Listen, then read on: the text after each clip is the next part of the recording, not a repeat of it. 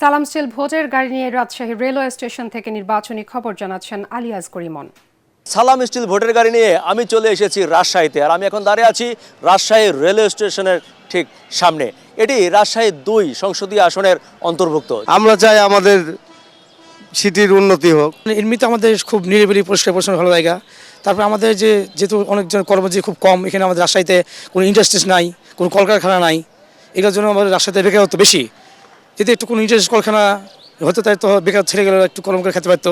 রিক্সা এবং উল্কা না চালায় একটা বড় একটা ইন্ডাস্ট্রিজ হবে, সেখানে হাজার হাজার এবং শ্রমিক খাটবে, সেখানে যায় সব চাকরি বাকরি করবে এবং বেকারত্ব দূর হবে। স্থানীয় মানুষজনের মধ্যে বেশ উৎসাহ উদ্দীপনা দেখা গেল এই ভোট নিয়ে। সালাম স্টিল ভোটের গাড়ি নিয়ে আমি আছি রাজশাহী ২ আসনে, রাজশাহী রেল স্টেশনে। যে কোনো সময় পৌঁছে যাব আপনার শহর কিংবা আপনার এলাকায়। আমাদের সাথে থাকুন।